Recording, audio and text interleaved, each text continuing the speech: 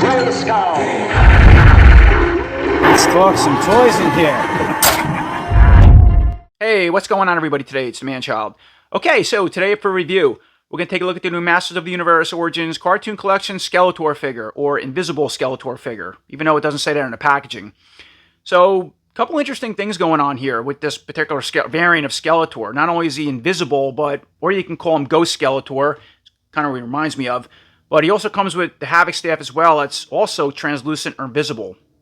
And not only do you get its really cool looking version of Skeletor, but it's also a ghost version of Skeletor the way I look at it. I love ghost hunting shows and anything creepy and cool. So yeah, he could be Ghost Skeletor as well. He also comes with another alternative laughing face and then a helmet. And you also notice he has an Orko's robe. So the idea of this translucent or invisible Skeletor was inspired from the animation episode called Disappearing Act, which I just rewatched because it's been a while. And if you're not familiar, so pretty much Skeletor gains the ability to turn invisible by creating his own visibility helmets, which again they include here. He goes on to sneak into the royal palace. He then captures Prince Adam and I think Orko's magic staff. In the beginning of that episode as well, Orko is doing some magic around the royal palace. He had to clean his room, so he pulls out his magic wand.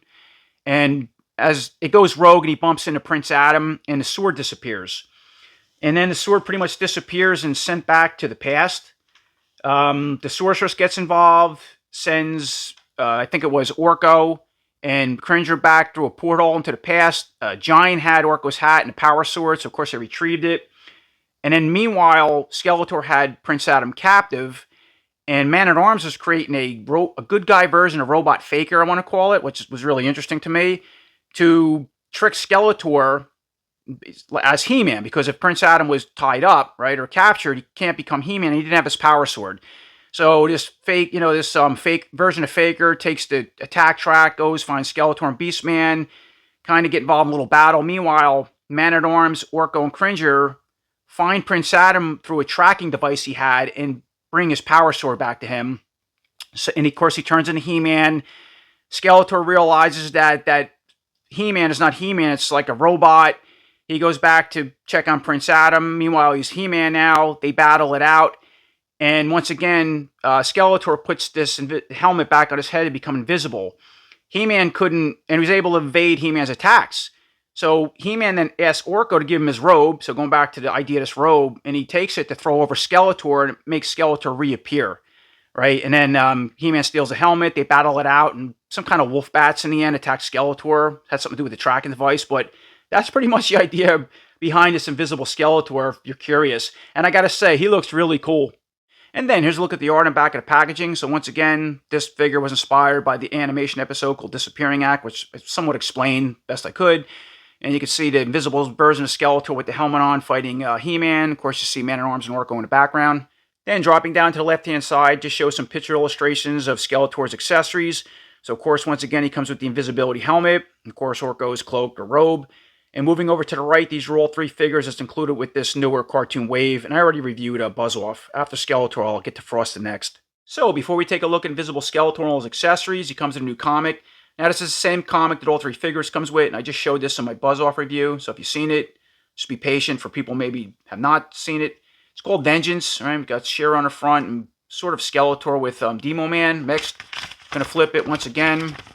Bring it up close. If you want to just take a look at the images and read the captions, you can. Just leave it at that. All right, we got Manosaur. A lot of cool art going on things. There's a visible Skeletor there. Go to the next side.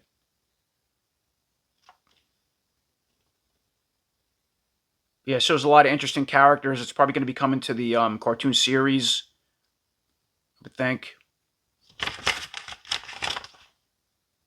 Oh, there's those bats. So, and then, of course, the comic book doesn't really mimic the animation episode exactly. It kind of does its own thing, but has elements of it.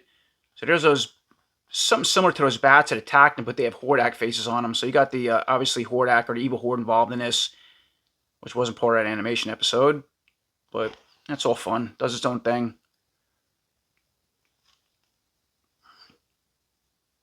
Please flip to the next page.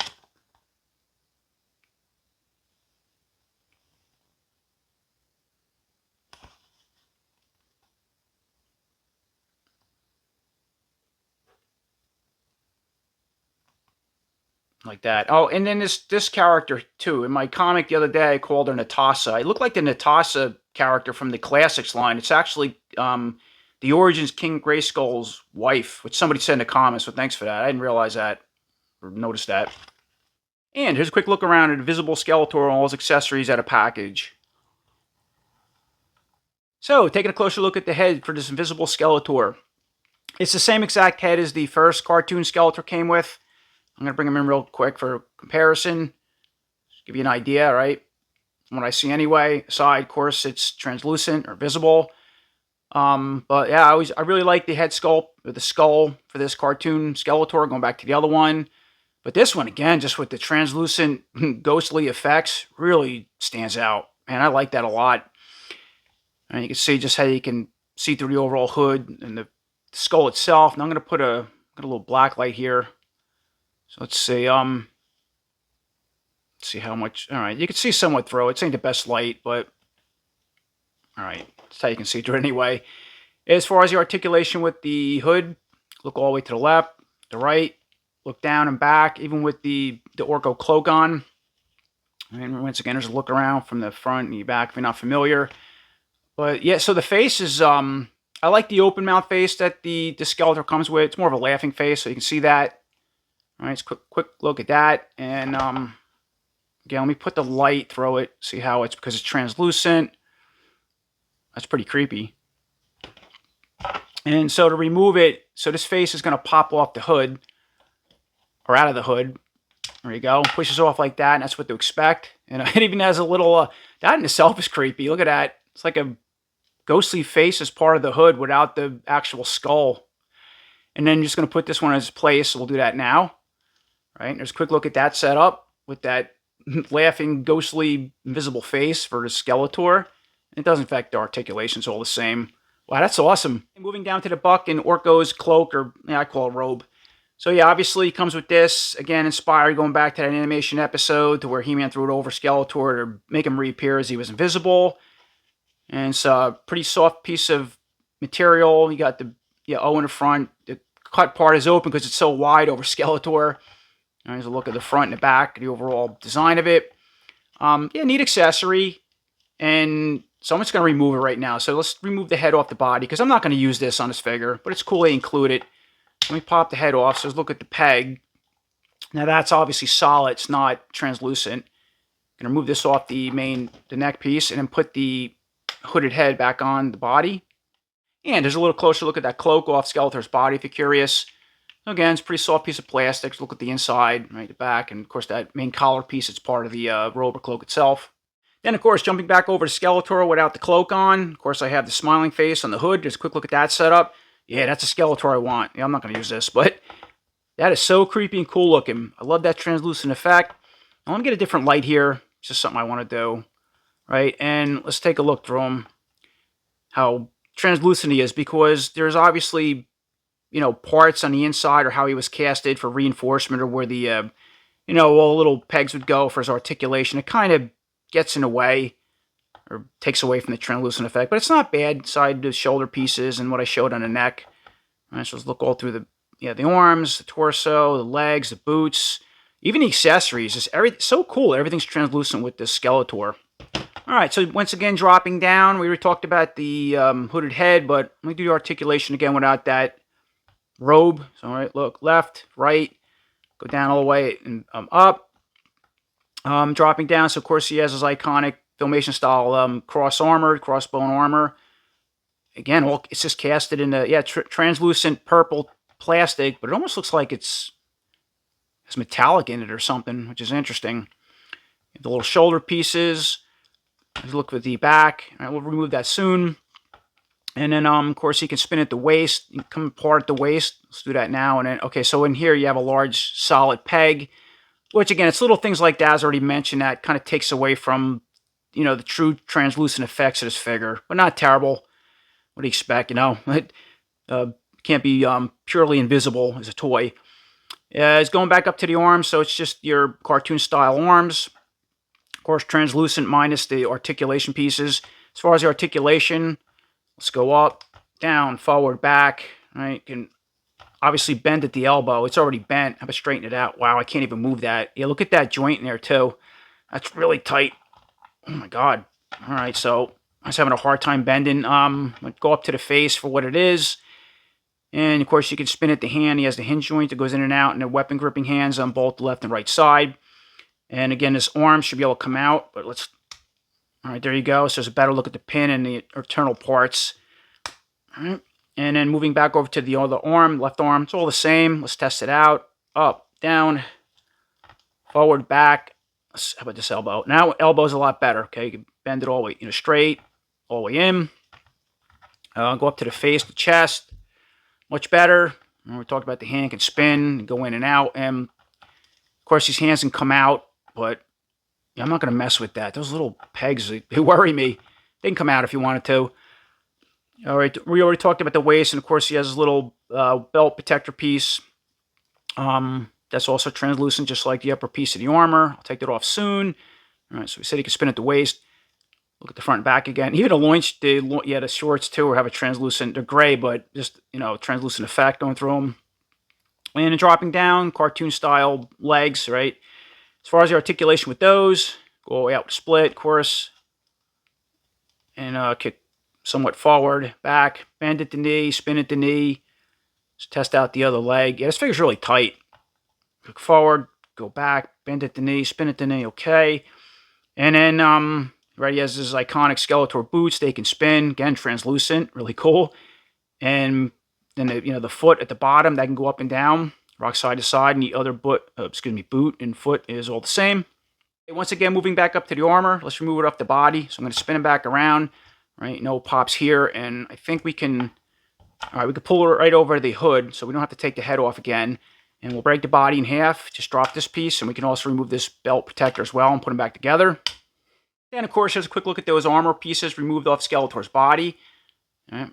Put the light through the crossbone armor itself. Yeah, really awesome. Love that translucent effect. Front and back. And there's a quick look at that the belt protector piece. And once again, here's a quick look at Skeletor with all the armor pieces removed off the body. And let me put the light through one more time. And I put the regular series skull face back into the hood. All right. Quick look at that. And yeah, the articulations, everything we already went through is all the same. Arms, right? This, that, legs. And of course the head. Moving on, taking a look at this Skeletor's other accessories. So of course he comes with the Filmation style ram staff. Again, all translucent just like his body. So the upper part of the staff, or the ram itself, the head is casted in a translucent blue tone, while the main staff is purple. And I'm just going to shine a light through it, just give you an idea how translucent it is. Really cool. And then for his last accessory, of course, he comes with the helmet of invisibility. Something similar to that cartoon, but I think in the cartoon it was silver, and this is painted in a metallic blue color. Once again, taking another look at Skeletor, all done back up with his armor pieces. Of course, I put the Havoc staff in the right hand. And let's put this helmet of invisibility on the hood. Now, I tried this off camera, and it kind of goes something like this, like one of these round parts. I don't know if there's a front or back. It looks the same. It's supposed to sit like this. But what's interesting is, no matter what I do, it just keeps sliding off the head. You hear that? Just fell off. I put it sideways. Well, obviously, it doesn't go like that. How about this way? That's the best I can put it on him. But that. It's really temperamental, though, because it's just the design of it and the way his hood is. But anyway, let's quick look at that setup with the helmet on the hood, head. And of course, I have the series face on. And then I just put Orko's cloak back over the body, Havoc staff in the other hand. I put the laughing face or skull into the hood. And once again, the helmet of invisibility on that. There's a quick look at that setup.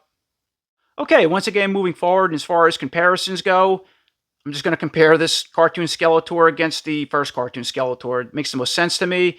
But side that, just a quick look at those two together. And obviously, this cartoon Skeletor is exactly the same as this one. Of course, I put the series face back in. Side, he's translucent, he's solid. The same ram staff, the whole deal. And this one, of course, comes with a power sword, where this Skeletor doesn't. Now, the next thing is, let's mix some of the parts around between the two to have some fun, see what that looks like. First thing I want to do with the regular cartoon Skeletor, the solid body, is, of course, put the Orko robe over him. Because when you went back to that Filmation episode, at some point he turned solid again. He still had the robe on, just for effect and fun. And of course I tried putting this helmet of invisibility on this head. Does not work. And you know why? Because the little tip in the back sticks out a lot more than this cartoon Skeletor. So there's yeah, I just caught that now. This hood is a little different than the one on the Skeletor. So once again, with the solid Skeletor body, I put the translucent armor pieces on, right? So we have the bone armor, the lower belt protector. I put the head with the Sirius skull on, translucent one. Of course, the translucent Havoc staff in hand. Let's quick look at that setup. And now this helmet somewhat can, yeah, not even that. This is not a really good design. There we go. Then it can sit on that head, what it's designed for, because you don't have such a, the tip in the back pointing out so far like the regular head. Quick look at that. Pretty cool. Gives this, regular cartoon Skeletor something different. And his hands, too, can't even hold these accessories. What a mess. And then the other thing I wanted to try with his head, I wanted to see if I can remove this skull and put one of these translucent skull pieces in. That would have been pretty cool. But, yeah, my skull inside this cartoon head is glued in. I think there was a Mattel Creations version that had multiple heads, which I didn't get that. Those skulls came out, I think, or it might have come with alternative heads. But, yeah, mine, I tried prying it off. It's actually glued into the hood. And in my review, I don't remember trying to take this out. Maybe I did and I couldn't get it out. Anyway, I did want to show and try that. It does not work with my figure without maybe customizing and doing it. It looks something like that. Okay, once again, taking a look at both Skeletor bodies. And for the next setup, I mixed some more parts around. So going back to the solid Skeletor, so I just put the Havoc staff in the left hand. We have the ghost hood on. And of course, I put the laughing face or skull on the hood. We already have the translucent or invisible armor on, right, top and bottom. And then the other thing is I just put the translucent boots on as well. Just a quick look at that. I forgot to do that. And jumping back over to the translucent or visible Skeletor body, I just swapped all the solid parts on that figure. So we have the, the cartoon style solid armor, right? The upper armor, lower armor piece, belt, boots, right? The head with skull, and of course his staff and sword in hand. And once again, moving forward, and for a little bonus, I decided to bring in the regular Origin Skeletor to mix some parts around. I wasn't going to do that at first, but I guess it makes sense. Because you can really have fun with both this translucent body, or ghost body I like to call it, as well as the ghost or translucent parts on either the solid body or vice versa. It can work either way, depending on how you look at it. So obviously here's the regular Origin Skeletor, the second release Skeletor. That was one that came with the full power sword a long time ago. Parts on, yeah, this cartoon translucent body. Right, have his Havoc staff in hand, the darker armor on this piece, the solid boots, this hood with that smiling face, and of course there's many different Skeletor heads on the market. Quick look at the articulation, but that looks pretty cool. It's fun to do. From the back. And then here's a look at the, all right, so that's a cartoon body. I already said that, obviously. And then, of course, the regular, yeah, the Origins body with these vintage aesthetics, which a lot of people like. And there's a look at that setup. And, of course, I have the Havoc staff in hand because it's translucent. All right, we got the translucent boots on. So, again, they could just be their own unique translucent accessories. They don't have to be invisible if you don't want them to be against a solid body. Have his belt protector, the armor, the head with the smiley face on. Just a quick look at that setup. Then once again with the same setup, I just switched the heads around. All right, it makes more sense to put the translucent head with the, and I put the Sirius skull back on the hood on this translucent body with all the solid vintage-inspired Origin Skeletor parts. All right, so look at that. And then, of course, the regular Skeletor head on this body with the translucent accessories on the solid body. And we can also, if you want to have a little extra fun for this, I'm not going to use this, but here's that Orko robe on the vintage body with the regular Skeletor head and these accessories, if you want to use that. So that about does it, and that's my review for the new Invisible Skeletor as part of the cartoon collection. I got to say, he's worth the pick up for another Skeletor variant. At first, I was a little mixed on it. We wait so long for more cartoon figures to come in the line. You only get like usually 3 in a wave. And then I hear there's a Skeletor variant out, and I'm like, do I need another Skeletor? But no, definitely worth the pickup. I mean, the translucent body, or invisible body, whatever, however you want to look at it. In my case, it could be just a ghost version of Skeletor. Yeah, the head that's translucent. You get the spare laughing face that's translucent that you can clip on and off, in and out easy. That hood, awesome. You get the little invisible helmet accessory, which mine really doesn't sit on the head well. I don't know. I didn't need that. You get the Orko robe as well as another thing, cloak, excuse me, that I didn't need. I'd rather a clear power sword. But to be fair, they're trying to market the episode, selling these figures with certain accessories. So in this case, you're getting the Orko cloak and helmet. You get another Rant or Havoc staff that's also translucent. Just awesome. And it's so fun to mix parts around like I showed. Whether you want to put solid parts on the so-called ghost or invisible body and his parts on the other bodies, vice versa. And there's a lot of fun doing that. Just an all-around excellent version of Skeletor. You got to pick him up. So as always, I appreciate everybody watching. Until next time, take care.